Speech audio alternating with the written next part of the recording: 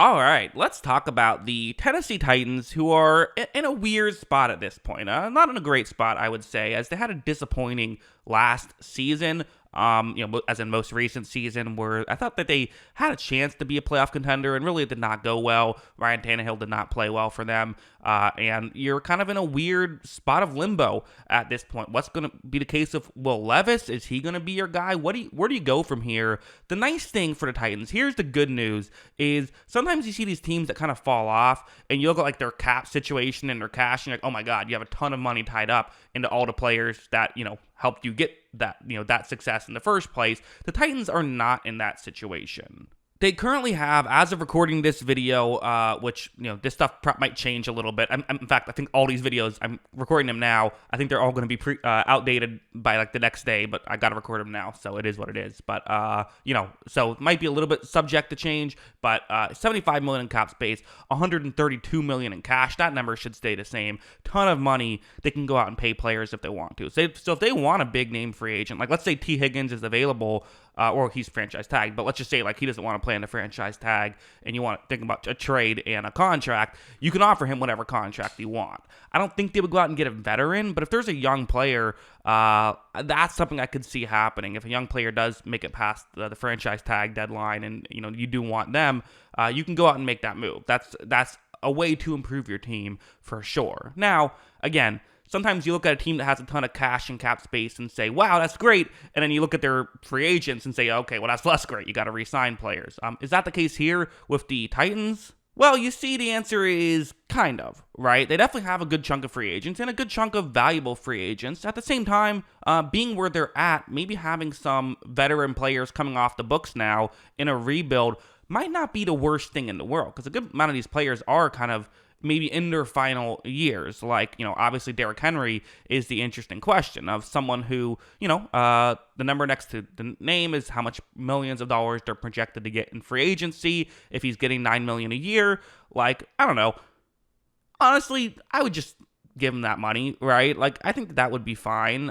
Maybe he doesn't want to play for a team that's in a rebuild. That's the issue. But if it would cost him, $10 million a year to keep him in the building for 2 years, like fully guaranteed, whatever. Let's do that, because I think you're in a rebuild right now, and it helps sell tickets. It'll help develop either Will Levis, or if you get a different young quarterback, the new young quarterback. So there is that, and let him be a career Titan. That's probably what I would do. Again, takes two to tango. He has to say yes as well. But, that's kind of how I feel it. But maybe some of these other guys you don't sink a ton of money into. Like Danico Autry, again, 33 years old. I don't think he's coming off of his best season. Like, only $7 million, so it's still not the worst thing in the world. But, you can keep him if you want to. You don't have to keep him if you don't want to. Ryan Tannehill, I wouldn't be shocked at all if he says, let me go try to find a place where I can play. He's 35 years old, which is weird. I feel like he feels like he's been 28 for his entire career. But yeah, is at the end of his career at this point.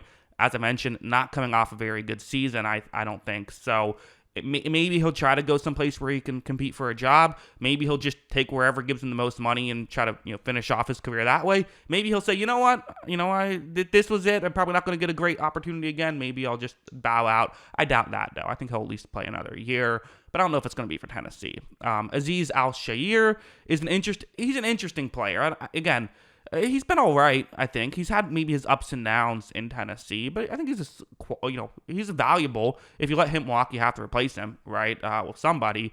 Aaron Brewer, I don't know. Coming off his best season, I think, for only $7 million, might not be the worst idea in the world to keep him. Again, kind of like I said, can help develop Will Levis or whatever quarterback you want to help develop.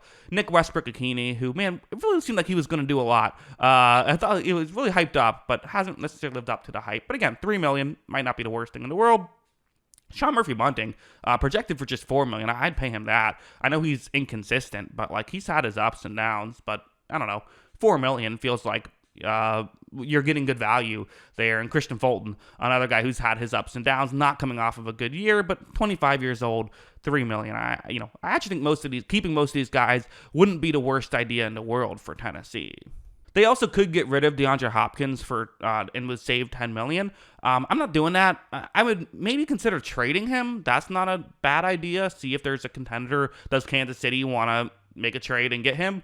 maybe you could do that, and it actually could be kind of good value if you do view it the way I view it, of them being in a rebuild situation with your new coach and all that, new quarterback, basically. Like, are you, if you feel like you're in a rebuild situation, maybe just go out and say, hey, Kansas City, we'll trade you Hopkins and we'll pay for his entire contract other than the game checks, which you'd have to pay for. Like, we'll do something like that. We'll make it so that the game checks are as low as possible. You're only paying him $2 million this season. We'll pay the rest.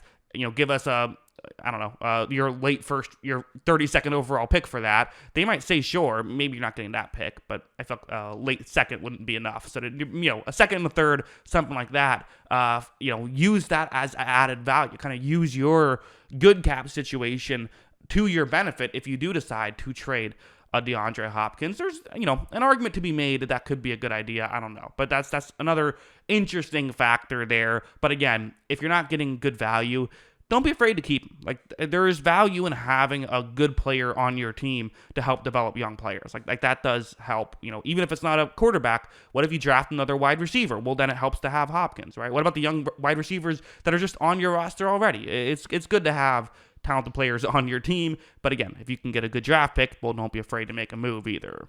So to reiterate, the Titans are in a good situation. They have $75 million in cap space, $132 million in cash. It would only cost $46 million to re-sign all of their free agents, and they could save $10 million. They could free $10 million by getting rid of Hopkins if they so choose. So the cap situation and their situation to get better, they do have good draft capital on top of it. All that stuff is very good. The issue is just the team has some ways to go, right? And, you do wonder how much of an impact did Mike Vrabel have when he was here. He's no longer here. What are you going to do with that situation is another, unique just question that I have with Tennessee. But they should be able to at least get better.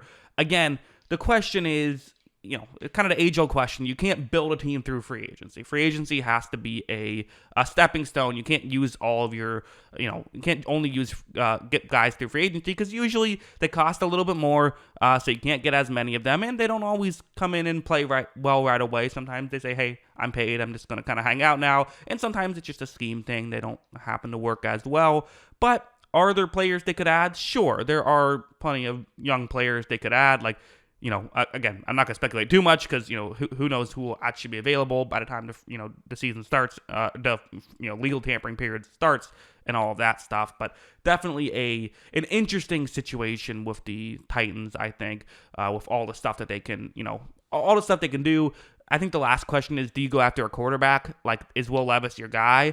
I don't know. Like, I think that you probably just stick with Will Levis, and if he stinks next year, well, then you get a good draft pick next year, and it can kind of fully do the rebuild. That's probably what I do. But you could, again, you have the money. You can outbid. You could get Kirk Cousins if you wanted to. Like, that's an option on the table. I'm not saying they will, but it's just something to talk about. But yeah, those are my thoughts with the Titans. What are yours? Let me know in the comments below.